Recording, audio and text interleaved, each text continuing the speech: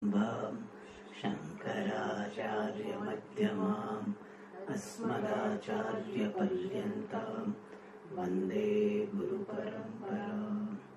ॐ सहना भवतु, सहनौ भुनक्तु, सह वीर्यं करवावहै, तेजस्विनावधीतमस्तु मा विद्विषावहै। ॐ शान्ति शान्ति शान्तिः। अखण्डं सच्चिदानन्दम् अवाङ्मनसगोचरम् आत्मानमखिलाधारम् आश्रयेभीष्टसिद्धये अर्थतोऽप्यद्वयानन्दान् अतीतद्वैतभानतः गुरूणाराध्यवेदान्त सारं भक्षे यथामति।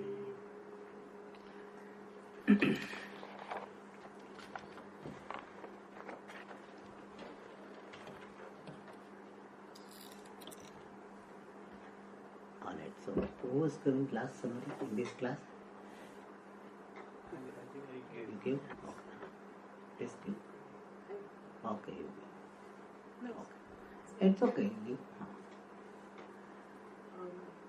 We are on the topic of samadhi, which is the fourth sadhana for apratibadha drida aparoksha jnanam. And sadhana, samadhi is mental absorption.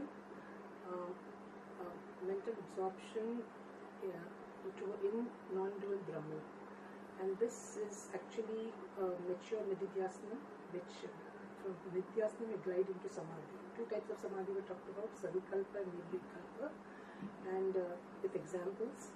And then a doubt was raised, and the doubt was shown that between Shushupti and Nirvikalpa the difference. Now the subject topic under discussion is the what is sadhanas which lead to Nirvikalpa Samadhi.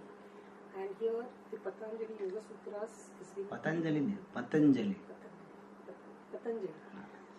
Yoga Sutra talks about Ashtangani, and that is referred to here. Yama Niyama Pranayama Asana Pranayama Yama Niyama Asana Pranayama Dharana Dhyana Atyahara Dhyarana Dhyana. Yama Okay, don't Niyama worry. Yama Niyama Asana Pranayama Pratyahara Dharana Dhyana Samadhi. Okay, good. So these were the 6 limbs or steps. 6 or 8? 8 limbs or steps for leading to Nirvikalpa Samadhi are talked about. And each one of them is talked about here. The first one talked about is Yama. Yama is actually it's in the form of disciplines, and it indicates the don'ts, what the withdrawal from Kamya and Nishiddha karmas.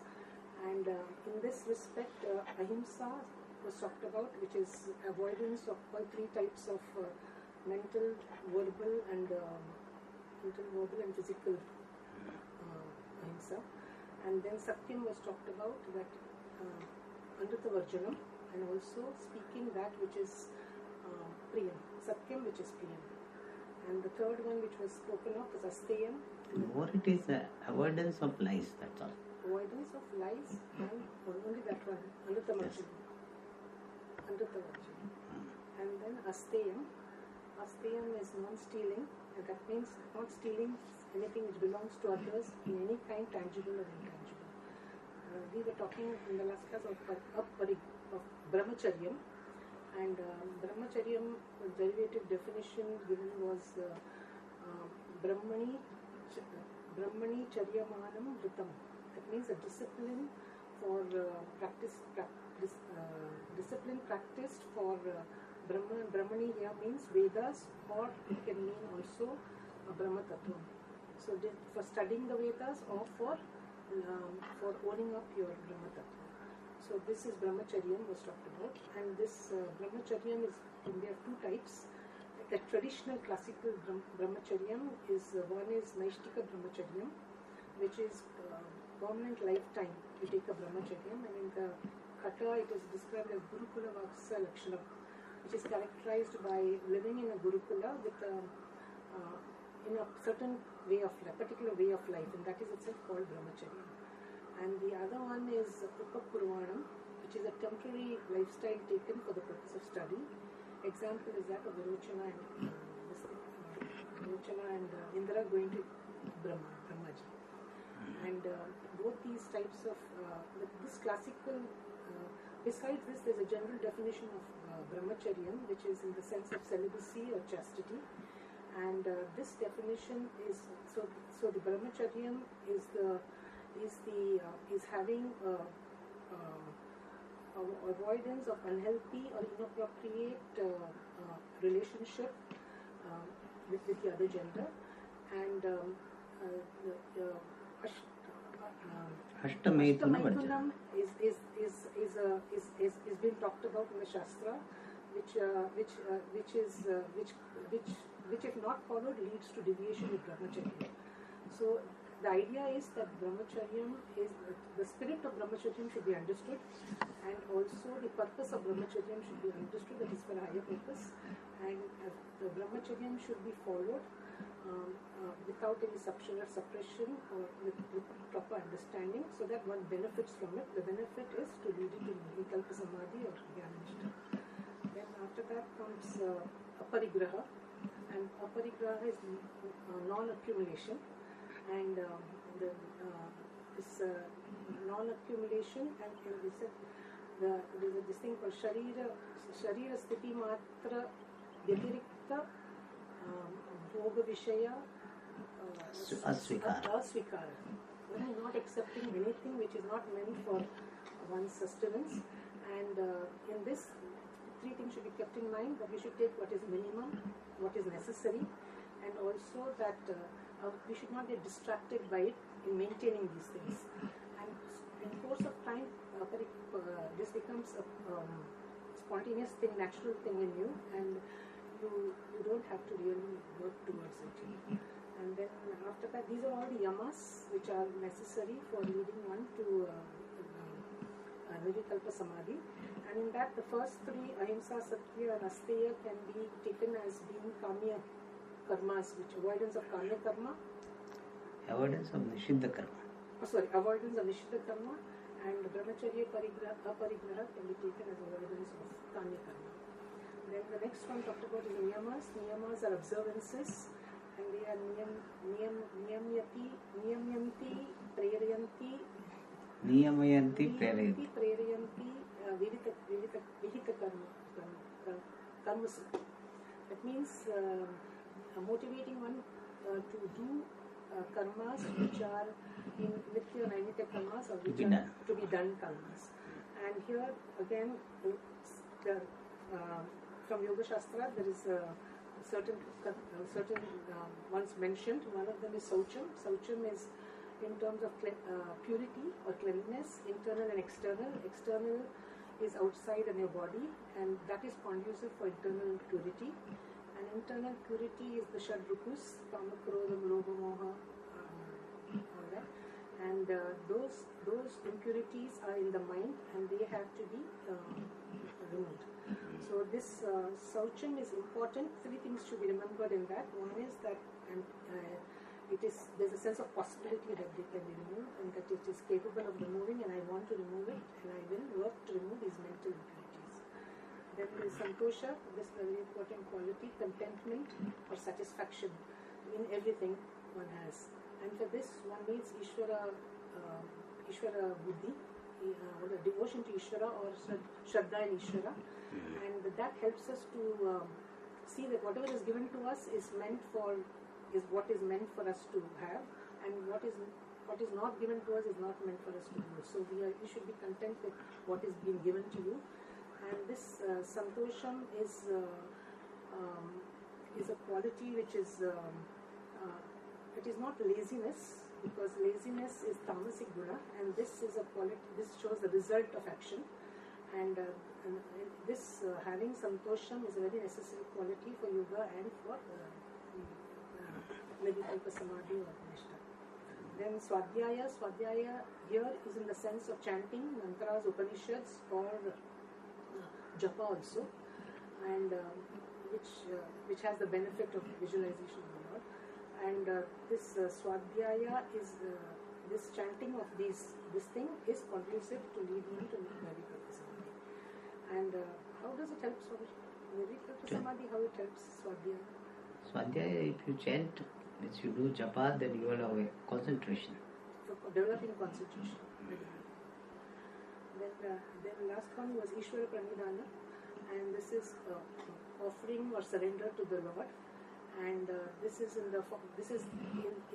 another way to look at Karma Yoga, where you have Ishwararpana Buddhi and Prasada Buddhi. And Swamiji will explain that.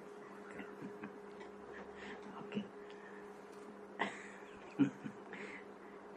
So we are seeing the topic of Jnana Sadhanani, the means for Jnanam, and they are Shravana, Manana, Nididhyasanam, and Samadhi also can be added.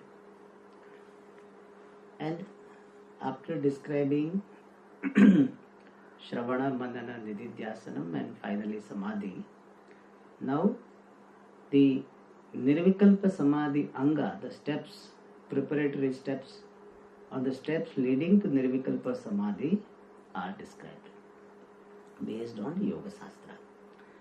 Or this subject matter we can present it in a different manner, that Nididhyasanam is of two types. One is Samadhi Abhyasa and other is Jnana Abhyasa. So for Samadhi Abhyasa Rupa Nididhyasanam, these steps are prescribed. That way also it can be seen. Alright. So Yamaha, fivefold avoidances. And we saw that Ahimsa, etc. Then Niyamaha, observances. Positively certain disciplines to be entertained. They are called Niyamaha. Shaucha, Santosha, Tapaha, Swadhyaya, Ishvara Pranidhanani. Shaucham includes or involves certain activities, therefore it is Niyamaha. Otherwise it should go to Yamaha. So it involves certain activities because purity you have to make. Therefore Shaucha, Bahya and Antara, both Shaucham are important. Santoshaha means contentment. If contentment is there, then only Samadhi Abhyasa is possible. If person is dissatisfied with what is, then when he is sitting for meditation, what will he think? Whatever he wants to have, whatever he doesn't have. And therefore Santosha is important. And Santosha is a Sattva Guna Abhivyakti. Whereas this laziness, which is also sometimes wrongly understood as Santosha, is Tama Guna Abhivyakti. Therefore there is a difference. Tapaha. Tapaha means austerity. Okay. No problem. Tapaha, austerity or penance.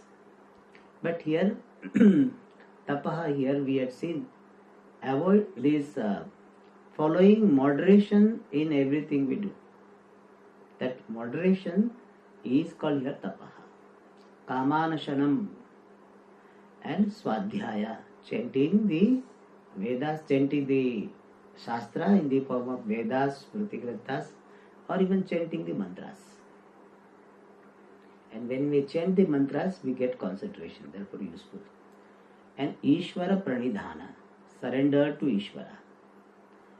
And surrender to Ishvara is in the form of offering one actions to the Lord and receiving the result coming from the Lord. So even result we are offering to the Lord. When we are offering karma, we are offering the result also and receiving it as a prasada. So I offer actions and I offer the result also. When I receive the result, mentally I offer it to Bhagavan. And then we say that I am now receiving it as a prasada. So Ishvara Pranidhana is another name for Karma Yoga, which is consisting of Ishwararpana Buddhya, Karmanushtanam, Prasada Buddhya, Phalasvikaranam. And this Ishvara Pranidhanam is important for Samadhi because this will help us to maintain our balance of mind. A person who is having this Ishvara Pranidhana that person will be relatively free from disturbances. Samatvam will be there. The mind will have equanimity. An equanimous mind alone can become contemplative mind. And therefore Ishvara Pranidhanam is useful. Now the last three, Tapaha, Swadhyaya, Ishvara Pranidhanani, the last three are sometimes called Kriya Yoga. In Patanjali, they give the name for this. Tapaswadhyayeshwara Pranidhanani Kriya Yoga. That's Kriya Yoga. He gives a name, Sanya. And this word Kriya Yoga is made popular by this Paramahamsa Yogananda. So the sadhana, mode of sadhana is called Kriya Yoga. But his Kriya Yoga is slightly different from what is there. There will be so many exercises involved, particular prayers involved, bhajans involved, all these are there. Maybe he must have derived some ideas from this only, but it is not exactly what we are saying Kriya Yoga. They keep generally secret, but whatever I have understood, it is considered to be the only sadhana. For them, Kriya Yoga is the only sadhana by which you get moksha. We do accept the place of Kriya Yoga in the pursuit of knowledge, pursuit of moksha.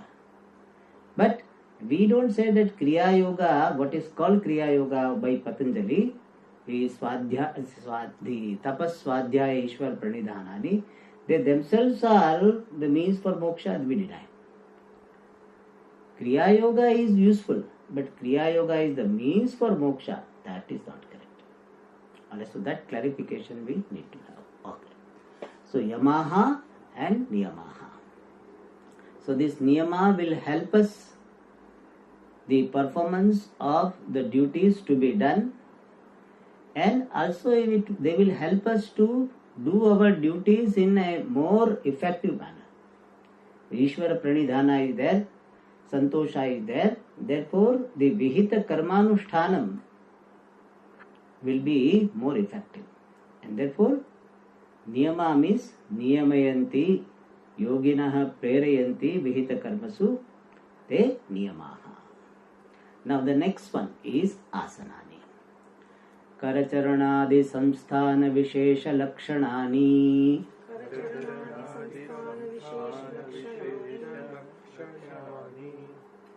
Padmaspastikadini.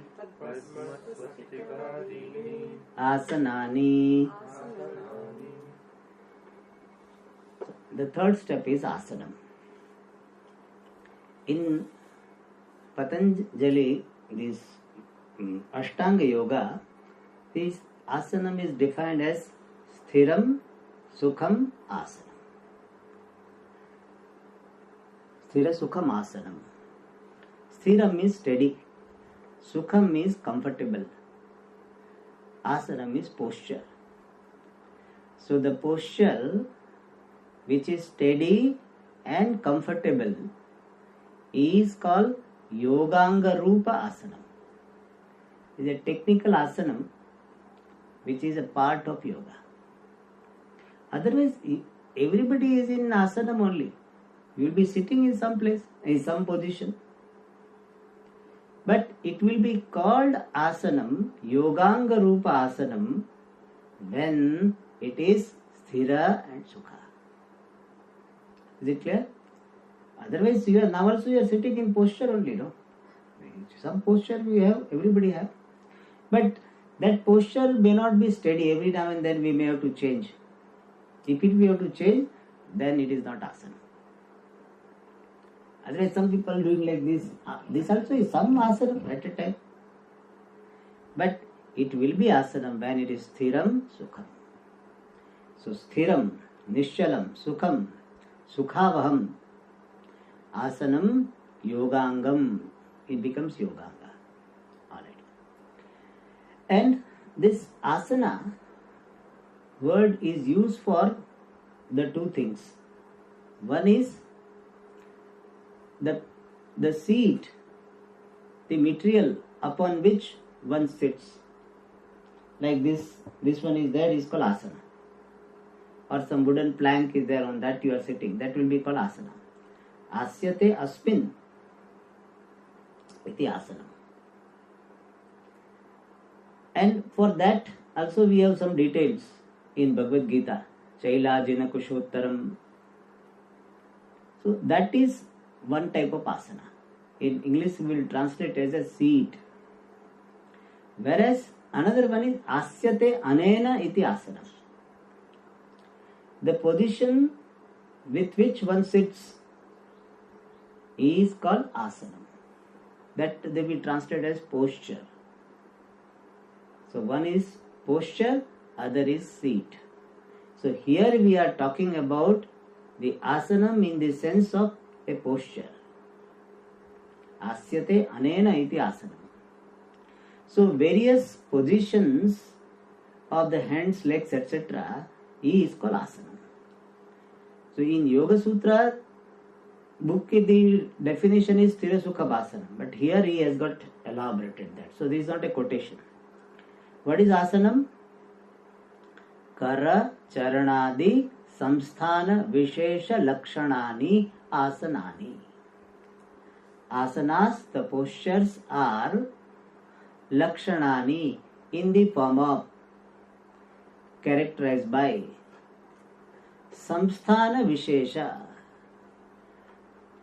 Samsthana means position or positioning.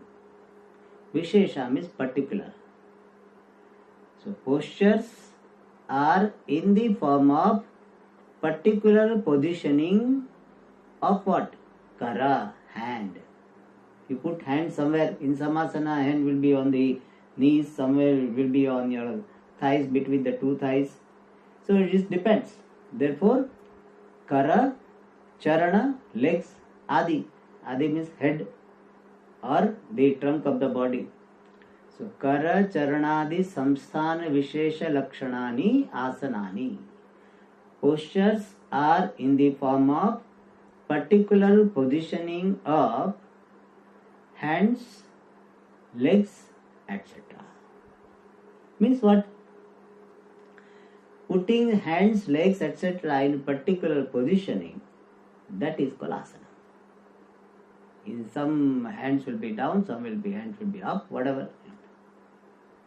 And he gives one or two names he gives, and then etc. Padma, Padmasana. Padma, lotus posture, where we put our legs in a particular position and it creates some lotus figure. Therefore it's called Padmasana.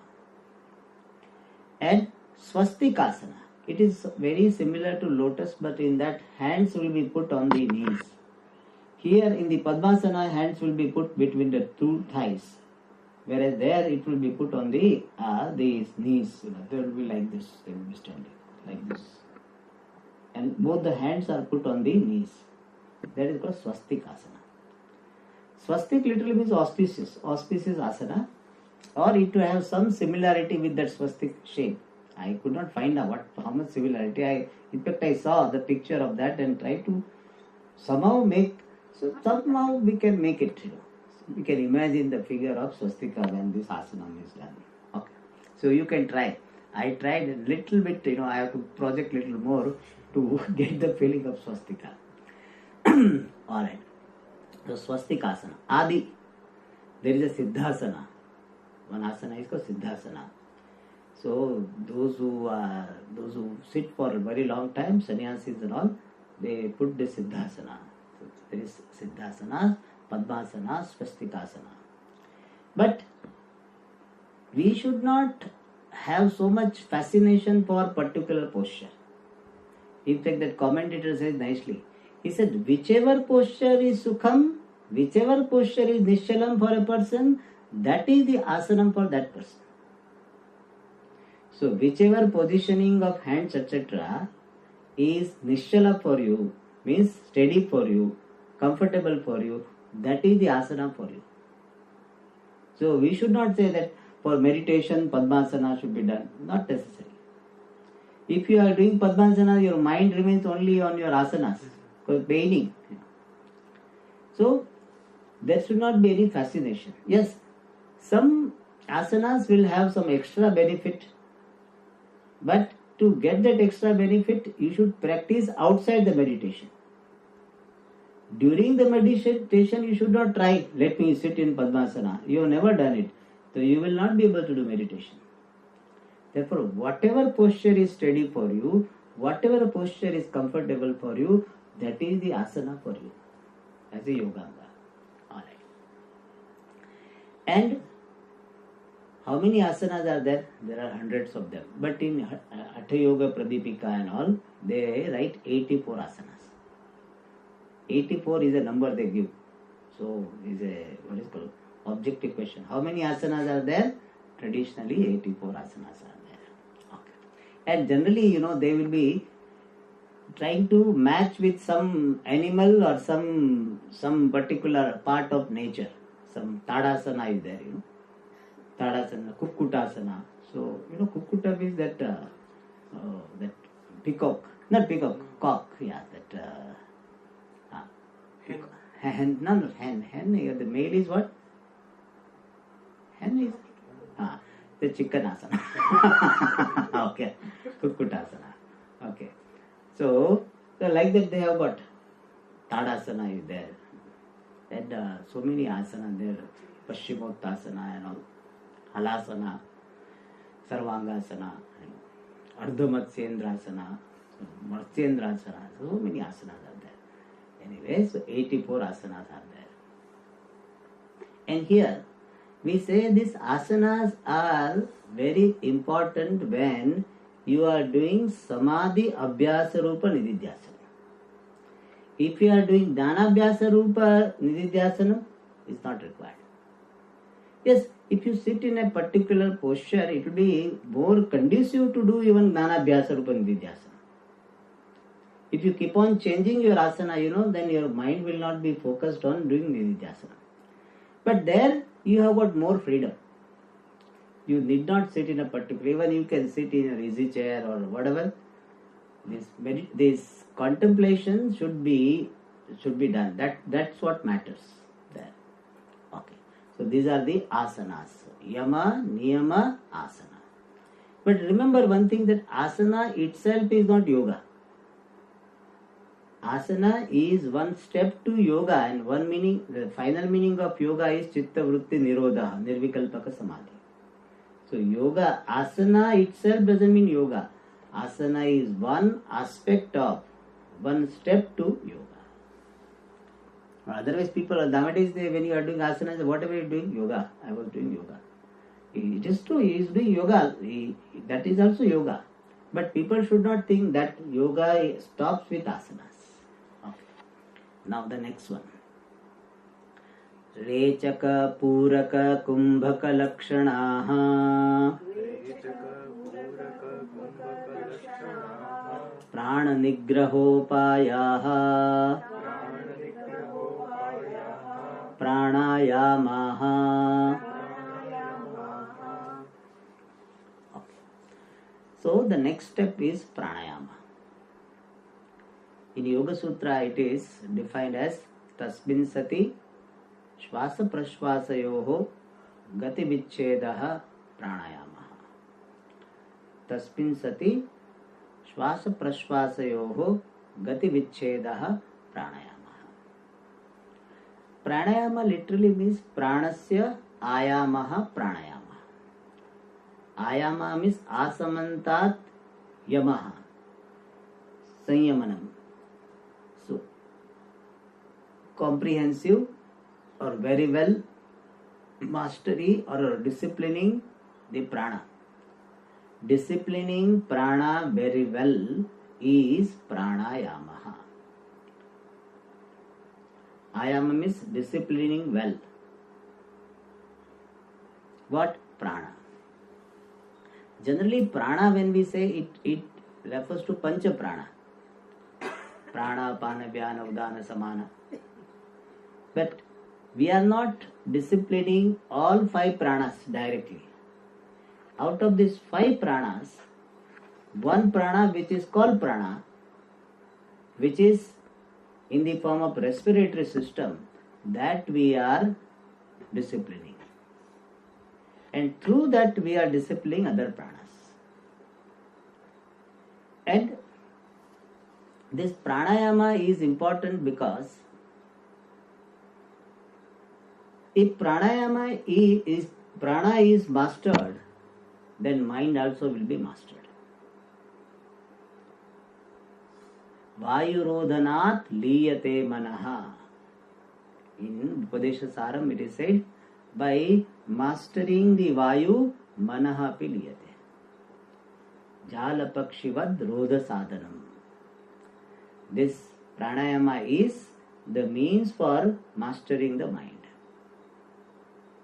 Because prana and mind, they are interconnected.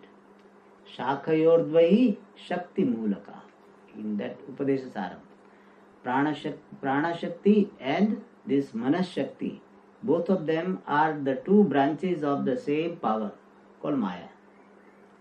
Therefore, pranayama, disciplining the prana, is emphasized in Yoga Shastra because prana and mind are interconnected. So if pranas are mastered, then mind will be mastered. Alright. And this pranayama is, as I said, it is defined as tasmin sati. Tasmin means asane sati. When asana is mastered, in Shastra we use the word asana siddhi. Accomplishment or mastery over the asana is called asana siddhi. And what is the definition of asana siddhi? Mastery over the asana is capacity to sit in asana for a length of time. Now about this length of time, there are two versions. One classical version is 3 hours we should be able to sit in one posture. 3 hours. Then it is called asana siddhi. Modern acharyas, recent acharyas will say only one muhurta, 48 minutes you should be able to sit. That is good. That is accomplishable. Alright. So that is asana siddhi. So when tasmin sati means when asana siddhi has happened, means one has mastered the asanas. Then pranayama comes. So Yoga Shastra's approach is that you master the previous step and be qualified for the next step. So yama and niyama, when they are followed, then you become qualified for asanas, and asanas you do well, then you are qualified for pranayama. So tasmin sati shvasa prashvasayoho gati vichchedaha. Discontinuity of the movement of shvasa, inhalation, prashvasa, exhalation, is pranayama. So what you are doing in pranayama, you are discontinuing the regular movement of prana. See, regularly we will be having about 12 or 15 this inhalation, exhalation per minute. Now we reduce that. So normal gati, normal movement of breathing is vichchedaha, discontinued. So we have long inhalation, long exhalation. So that is what gati vichcheda, that is pranayama.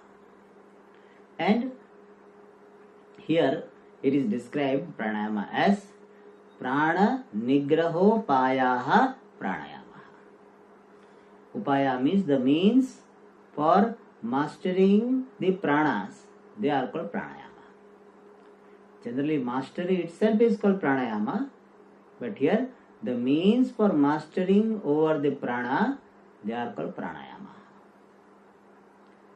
And they are of 3 types: Rechaka, Puraka, Kumbhaka, Lakshanaha. The means for mastering over the pranas are in the form of Lakshanaha, Rechaka, Puraka, Kumbhaka. These are the 3 names of the types of pranayama. Rechaka means emptying, exhalation. So when you increase your exhalation, generally it may be for 3-4 seconds, you make it 8 seconds. So when you are focusing more on exhalation, making the exhalation longer and longer, then it is called Rechaka Pranayama. Rechaka literally means emptying. So we empty our lungs as much as we can. That is Rechaka. Then Puraka. Puraka means inhalation. So where focus is on inhalation, you increase the period of inhalation. Like that you do inhalation, filling up your lungs. That is called Puraka. Purayati anena iti Puraka. Richyate anena. The exercise by which the lungs are emptied is called Rechaka. The exercise by which you fill up the lungs is called Puraka. And Kumbhaka. When you retain, there's also Antar Kumbhaka, Bahya Kumbhaka. Neither inhale nor exhale. You have filled your lungs and you just retain. You don't inhale or exhale. That is called Kumbhaka. Why it is called Kumbhaka? Because at that time our lungs will be like Kumbha. Kumbha means pot. And just as pot remains steadily in the water remains steadily in the pot, similarly prana will be remaining steadily in the lungs. Therefore Kumbhaka. So when breathing, the respiratory system is having the shape of Kumbha or similarity with Kumbha, a pot, that is called Kumbhaka. The inhalation, Rechaka also is not there, Puraka also is not there. Alright. So means Swasha and Praswasa both are not there. Inhalation, exhalation both are not there. That is called Kumbhaka. So in Rechaka what you are doing? You are lengthening your exhalation.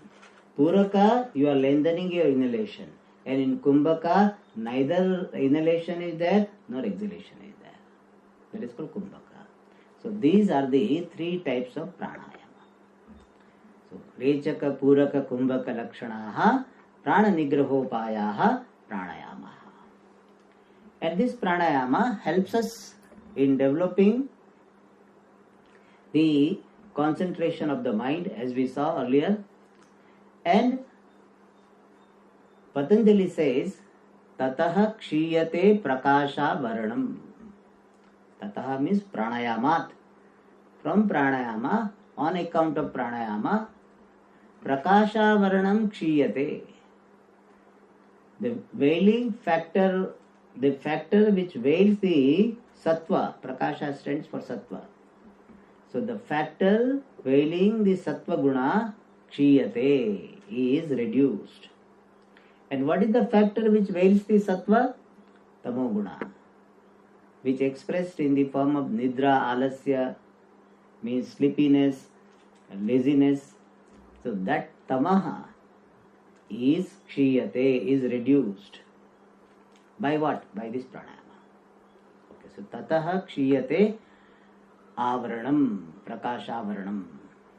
And the Patanjali Rishi says, dharana yog. No, that is okay. Dharana yogyata manasa.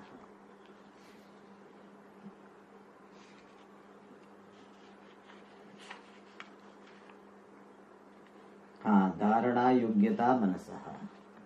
By this pranayama, one gets the fitness for dharana, which is going to come, focusing of the mind. Alright, these are the result of pranayama. And this pranayama is good for health also. So your health also will be improved. Okay. And pranayama they use for kundalini, etc. But we are not interested in kundalini. We said whatever Pujya Swamiji used to say. Kundalini means what? Serpentine power. The power coil The power which is coiled like a snake is called Kundalini. Kundali, Kundala asti yasya saha. So that Sarpa, that is called the Sarpini in fact. So Sarpa is called Kundali and the Sarpini, the female Sarpa is called Kundalini. So Kundalini is a symbolic presentation of certain power, and that is raised by certain sadhanas, and one of them is pranayama. So we don't deny the existence, that the Kundalini is not there at all and all description is humbug, and we don't say that. That is little too what is called fanatic, or is a very what is called the outright dismissal of something without understanding. So we don't say that. But Puja Swamiji used to say, he used to quote his mother. He said, my mother used to say, when snake is resting, you should not disturb. So Kundalini like a sarpa. The sarpa is resting, let it be there.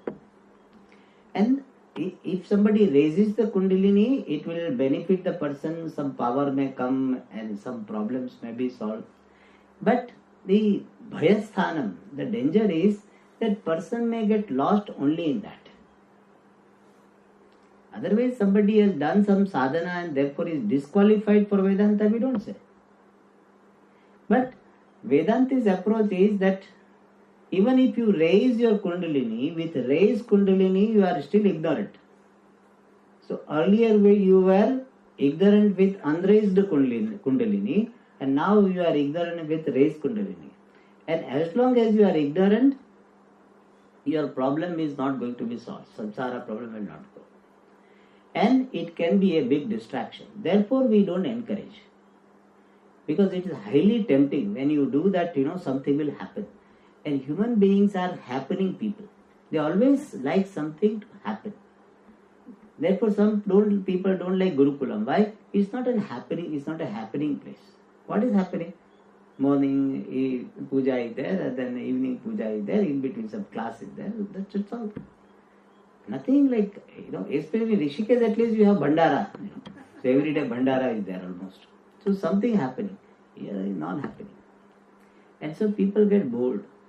Whereas in Kundalini, what happens? Something happens.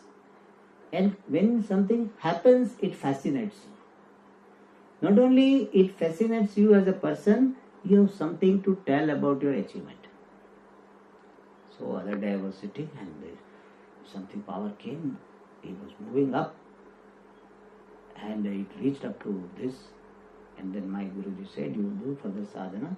So now I am trying to put it up to here. So you have something to tell. Now about this Upanishad and all, oh, what are you doing? You are studying Taittiriya Upanishad. That's all. And in that, what do you study? I am Brahman. That's all you study. I am Brahman. That's all. Nothing very big, exciting thing. And therefore, many people are really put up. But if some dhyanam, etc., they let them do. If they are adhikari for that, let them do that. But if you have interest in Vedanta, and if you have seen the problem of samsara as something caused by ignorance, then that distraction need not be there. That is our approach. Pranayama. Okay. Now the next one. Indriyanam swasva vishebhyah pratyaharanam pratyaharaha.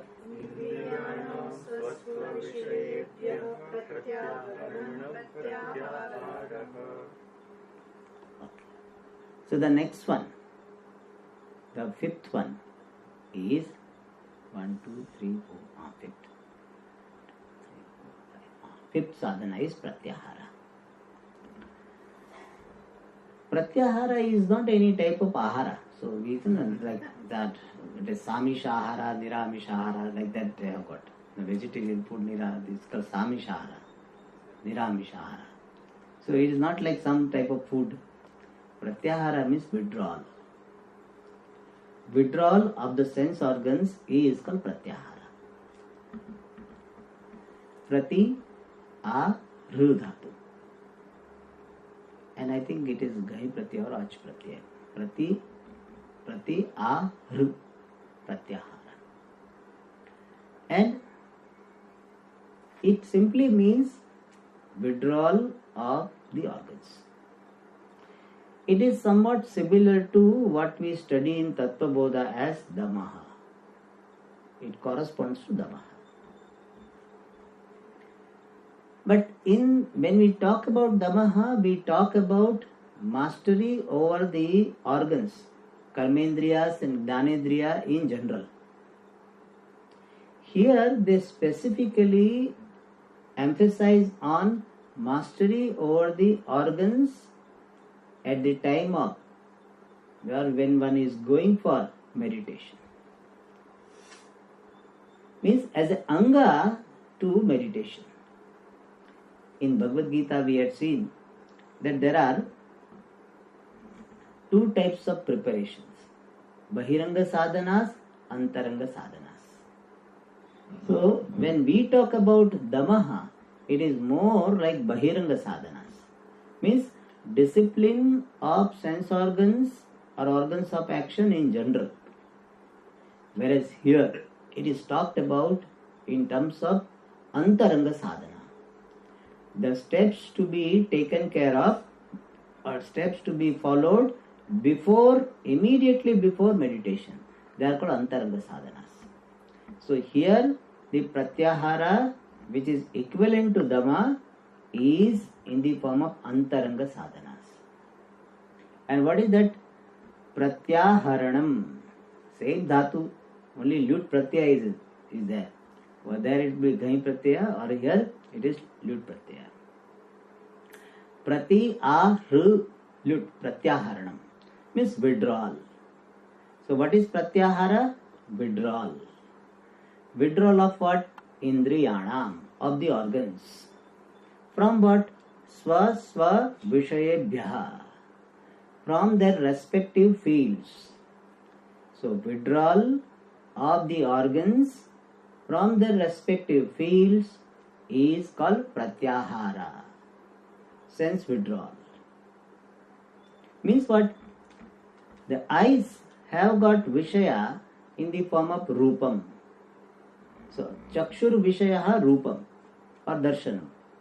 And withdrawal of the eyes from its field, Rupam or Darshanam, will be called Pratyahara with reference to the eyes. Similarly, withdrawal of the ears from sound or hearing, that will be called Pratyahara of the Shrotrendriya. Thus, withdrawal of each organ from its respective field is Pratyahara.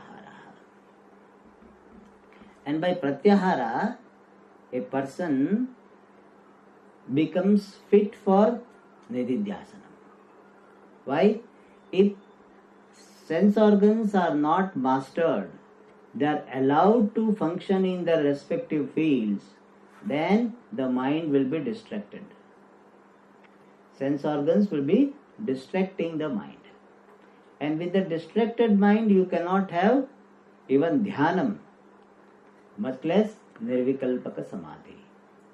Therefore, by providing concentration, this pratyahara is becoming a part of, or becoming a step to nirvikalpaka samadhi. In Yoga Sutra, the definition given is swaswa vishaya samprayoge chitta swarupanukara iva indriyanam pratyahara. It's a different way of looking at it. Its idea would be the same. Swaswarupa vishaya samprayoge chitta swarupanukara iva indriyanam pratyahara. Idea is that making the organs in keeping with the state of the mind. Means resolving the organs into the mind. Swa Vishaya Samprayoge, when there is no contact. Samprayoga means contact. Asamprayoga means non-contact. When there is absence of contact with their respective objects, then Chitta Swarupanukara, Indriyana, sense organs becoming of the same form as the mind is. Iva, as it were. That is called Pratyahara. Like how we had seen, no, that Tadakara Karita Chitta Vritti. Similarly, Indriyas have become Chitta Swarupakara. So Chittam is Shanta, then sense organs are also assuming that form. Means these sense organs are resolved into the mind. It has become the mind. It is like a car is put in the garage. So mind is like a garage for the Indriya car. So Indriya car generally will be outside on the road. Now brought it to the Chitta garage. That is called Pratyahara. And Pratyahara will make the person more qualified for Nirvikalpaka Samadhi. Therefore it is Yogangaha.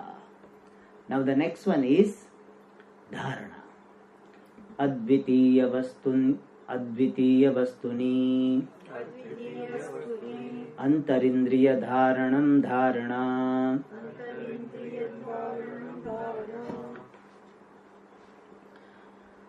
Dharana means concentration. And what is concentration? Antarindriya means the mind, inner organ. Antahkaranam. Antarindriya is another name for Antahkaranam. Antarindriya, Antahkarana, Manaha, Dharanam, focusing, fixing. Focusing or fixing Antarindriya of the mind, Advitiya Vastuni, on non-dual reality. Focusing or fixing of the mind on non-dual reality is called Dharana. Is called concentration, focusing, fixing. In Yoga Sutra, it is Deshabandhaha Chittasya Dharana. Focusing the mind on a particular place, outside or inside, that is called Dharana. So somebody can focus inside the body, in the heart. So person visualizes the heart and he keeps on thinking about the heart. So focusing his mind on the heart, that will be called Dharana. Or focusing on Ajna Chakra, this Ajna Chakra, Vishuddha Chakra, whatever chakra, in some place in the body or outside. So focusing the mind on a particular object, that is called Dharana. That is a general definition given in Yoga Sutra. Here when Granthakara is talking about Dharana, he is little bit customizing to Vedanta. Because we are talking this Ashtanga Yoga in the context of Vedantic Nirvikalpa Samadhi. The difference between Yoga Samadhi and Vedanta Nirvikalpa Samadhi is, in Yoga Samadhi, focus is on the removing of the thoughts. Whereas in Vedantic Nirvikalpaka Samadhi, focus is on getting absorption in the Brahmakara Vritti, or getting absorption of Brahmakara Vritti. Means the mind is entertaining only that thought and there is no even deliberation. Non-deliberate absorption of the mind in Brahma, that is called Nirvikalpaka Samadhi. And so here we have got Vritti even during Nirvikalpaka Samadhi, whereas their focus is on making the mind thoughtless. And therefore, while talking about the Dharana, he is little bit customizing to our Vedantic approach. Otherwise, general definition, as I said, desha bandha chittasya dharana. Chittasya desha bandha. Bandha means getting focused. Desha, in a particular place. Chittasya, of the mind. The mind becoming focused in a particular place is called dharana. So here he specifies advitiya vastuni antarindriya dharanam dharana. Alright. So this is the meaning of dharana. More about this we'll see in the next class. Om Purnamada Purnamidam Purnat Purnamudachyate Purnasya Purnamadaya Purnamevavashishyate. Om Shanti Shanti Shanti. Hari Om Shri Guru Pyo